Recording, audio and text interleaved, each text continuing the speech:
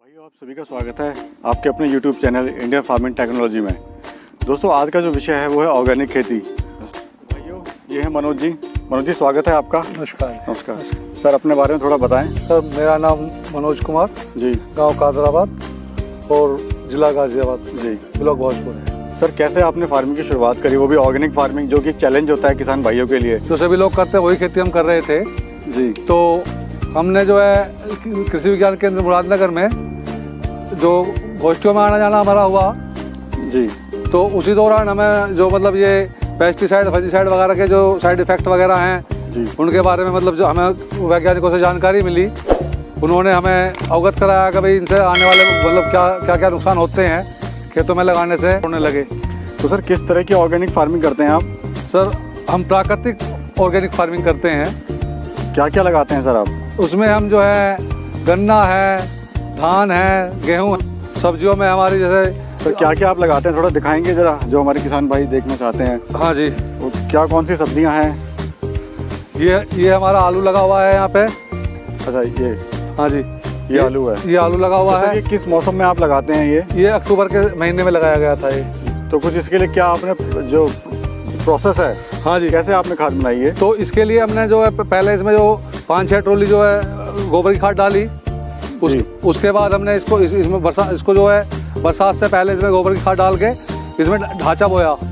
तो सर, जो गोबर की खाद आपने डाली, वो कुछ उसमें प्रोसेस करा? नहीं, फिलहाल तो हमारे जो गायों की जो मतलब गोबर था वही हमने फिलहाल जो गला हुआ खाद था ना हमारा 2 साल पुराना, वो डाला हमने इसमें जो है।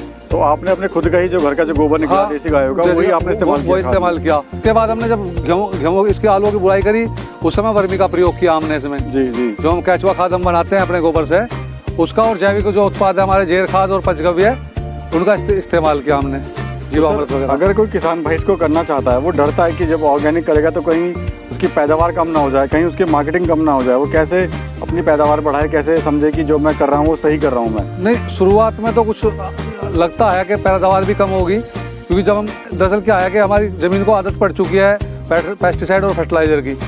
तो यदि हम जब एकदम से तो उसको बंद करेंगे नहीं, और यदि हम एकदम से बंद कर देंगे तो हमारी फसल बिल्कुल ना के बराबर होगी। तो कैसे, तो स्टेप बाय स्टेप जैसे हमने पहली बार स्टार्ट की जो ऑर्गेनिक फार्मिंग, तो उस समय जो है हमने जो करीब 30% फर्टिलाइज़र कम कर दिया खेत से जो है।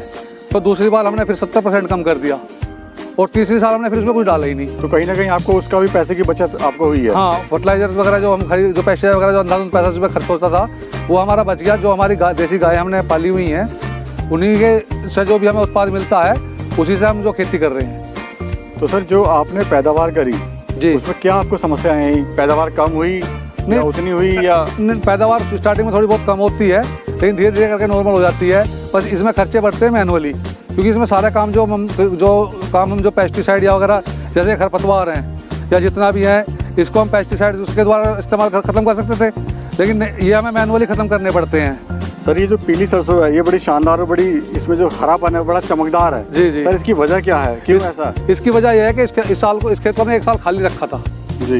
इसकी केवल जुताई की है, 1 साल तक खाद डाल ली है। ये है कि तब हमने इसमें सरसों और आलू वगैरह लगाए।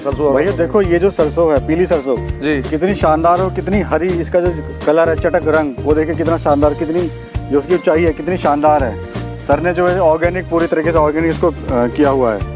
सर, इसके अलावा भी और क्या करते हैं आप इसमें? इसके अलावा जैसे सब्जियाँ और सब्जियाँ हैं मौसमी सीजनली हैं, वो भी हम लगाते हैं। और जो है गन्ना है और हमारे गेहूँ हैं, वो सारी फसलें मतलब दलहन में भी हैं, उड़द, मूंग और ये मसूर, चना, ये सारी खेती हम करते हैं जो है। सर, आपको भारत सरकार से भी सम्मान मिला हुआ है, थोड़ा उसके बारे में सर बताइए, वो कैसी आपकी? ये हमारे जो राष्ट्रीय जैविक कृषि केंद्र गाजियाबाद में है, इनके द्वारा जो है एक प्रोग्राम कराया गया था इकोवा कंपनी द्वारा, जो हिंदुस्तान लेवल पर था, और उसमें जो है सभी ऑर्गेनिक फार्मरों को जो एक तरीके से कंपटीशन हुआ था, तो उसमें हमारा जो है इंडिया लेवल पे दूसरा नंबर रहा था ऑर्गेनिक फार्मिंग में जो है। सर देखो किसान भाइयों, ये बड़ी महत्वपूर्ण बात है कि मनोज जी का इंडिया लेवल पे 2nd रैंक रहा ऑर्गेनिक फार्मिंग 2004 से। सर 2004 से जी इन्होंने ऑर्गेनिक फार्मिंग स्टार्ट करी है। तो सर मार्केटिंग की जो समस्या आती है, किसान भाई डरता है कि कहाँ मार्केटिंग करे, क्योंकि ऑर्गेनिक का कोई इतना बड़ा मार्केट है नहीं इंडिया में। जी जी। तो कहाँ पे आप ये मार्केटिंग करते हैं किसान भाई मार्केटिंग के लिए हमारा जो ग्रुप बना हुआ है एफपीओ का, एफपीओ जो है हम सारा अपने एफपीओ के माध्यम से कस्टमर को डायरेक्ट सप्लाई करते हैं जी। सर ये जो आपने ये गेहूं जो लगा रखा है, कौन सा सर गेहूं? ये काला गेहूं है जी। जी। और ये मतलब काफ़ी प्रोटीन युक्त है और काफ़ी फाइबर्स वगैरह जो हैं जी, वो सब इसी के अंदर होते हैं, काले गेहूं के अंदर। और ये शुगर और बीपी में बहुत बढ़िया काम करता है ये। सर इसमें खरपतवार में देख रहा हूँ काफ़ी ज़्यादा खरपतवार है। हाँ, ये ऑर्गेनिक में खरपतवार तो होंगी, क्योंकि हम कोई पेस्टिसाइड या किसी प्रकार का इस्तेमाल तो करते नहीं। और जो पशु हमारे जो गोबर डालते हैं, गोबर में खरपतवार अधिकतर होती ही है। तो सर इससे नुकसान नहीं होगा? नहीं, इससे कोई नुकसान नहीं होगा खरपतवार से हमारा, बशर्ते कि जो ये खरपतवार है मुरीला। और ये मुरीला क्या होता है कि इसकी जो जैसे हमारी दलहनी फसलों की जड़ों में गांठें होती हैं ना, इसी प्रकार इसकी जड़ों में गांठें होती हैं। और ये हमारी जो दूसरी फसल है उसको नाइट्रोजन हवा से नाइट्रोजन इकट्ठा करके और जो हमारी फसल को नाइट्रोजन की पूर्ति करता है ये जो है। जी जी। तो सर एक तो ये गेहूं हो गया जी, आपने शायद गन्ना भी लगा रखा है? गन्ना लगाया हुआ है ऑर्गेनिक का जो है। तो सर ये इसके बारे में थोड़ा बताइए कि ऑर्गेनिक गन्ना ये है क्या, कैसे आपने इसको तैयार करा? ऑर्गेनिक गन्ना हमारा अपने ही खेत से हमने बीज लेके ना इसको, और जो हमारा जो खेत है इसमें वर्मी डाल के और जीवामृत पंचगव्य वगैरह डाल के उसी से हम तैयार कर रहे हैं। सर ये गन्ना भी आपने ऑर्गेनिक लगा रखा है? गन्ना ऑर्गेनिक है जी ये। तो क्या इसका सर प्रोसेस रहा, कैसे आपने ऑर्गेनिक इसको तैयार करा? इसको जो हमारा बीज था वो हमारा अपना था, जो हमारे ऑर्गेनिक जो हमने जो पहले लगाया हुआ था ऑर्गेनिक में ही, उसी से हमने इसका बीज लिया।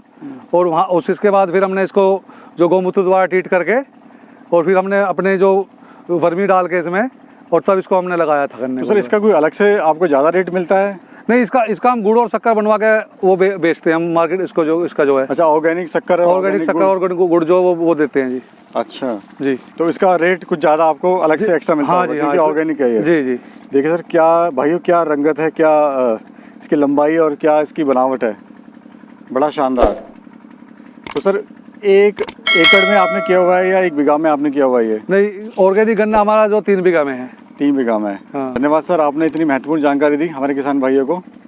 सर अपना एक बार नंबर आप जरूर अपना बता दीजिए, ताकि जो किसान भाई आपसे जुड़ना चाहता है वो आपसे कांटेक्ट कर सके। मेरा मोबाइल नंबर है 8909747486। जगह भी सर एक बार बता दीजिए। सर गांव है कादराबाद और जिला गाजियाबाद, ब्लॉक भोजपुर। धन्यवाद सर, धन्यवाद। Thank you. मनोज जी जिन्होंने आपको इतनी महत्वपूर्ण जानकारी दी। उम्मीद है वीडियो पसंद आया होगा। लाइक करें, सब्सक्राइब करें। एक नई वीडियो के साथ मैं फिर हाजिर रहूँगा, तब तक के लिए जय हिंद।